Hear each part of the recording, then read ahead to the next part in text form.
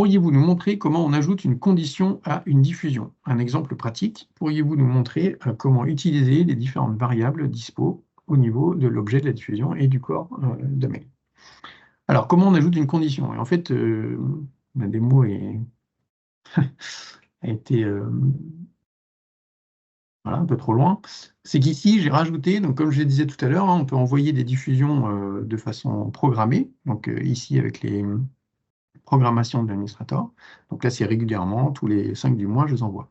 Je peux aussi définir des conditions sur alerte et de dire j'envoie mon rapport uniquement si un critère est respecté. Et donc là, dans mon fichier Excel, j'ai rajouté ici une zone, enfin une cellule, sur laquelle j'ai mis une mise en forme conditionnelle. Donc cette mise en forme conditionnelle, c'est une alerte toute simple où je dis si le chiffre d'affaires est supérieur à 1,5 million, moi je veux déclencher l'envoi, je veux l'envoyer à mon destinataire. Okay.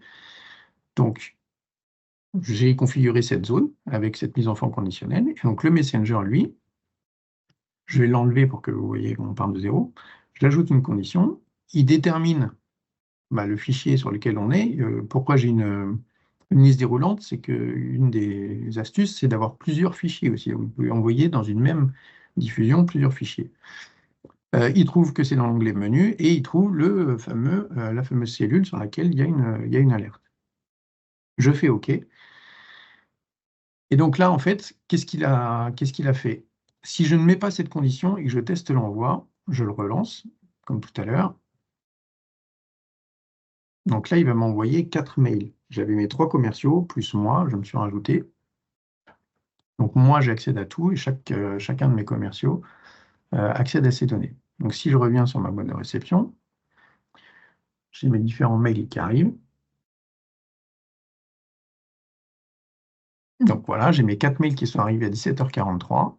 Violette avec ses données, Antoine avec ses données, et Stéphane avec ses données. En l'occurrence, Stéphane, lui,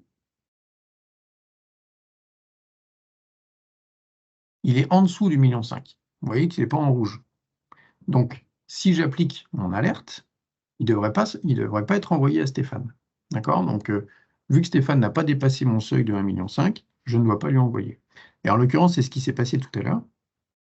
Donc, si j'applique maintenant ma condition,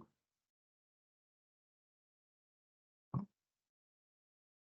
peux lui donner un nom, seuil d'envoi. Si je fais OK, et là, il est 44, donc c'est bon, je teste mon envoi.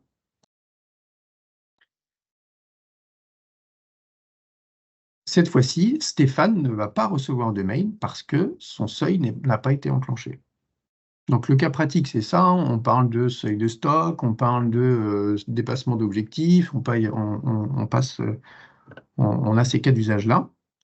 Et donc si je reviens sur ma boîte de réception, à 17h44, je n'ai reçu que 3 mails. Un pour Violette parce qu'elle a dépassé son seuil de 1,5 million. On est à 2,2 millions. Un pour Antoine parce qu'il a dépassé son seuil de 1,5 million avec 1,8 million. Et pas pour Stéphane parce qu'il n'a pas dépassé son seuil. OK? Donc j'espère avoir répondu à la question sur comment on ajoute une condition.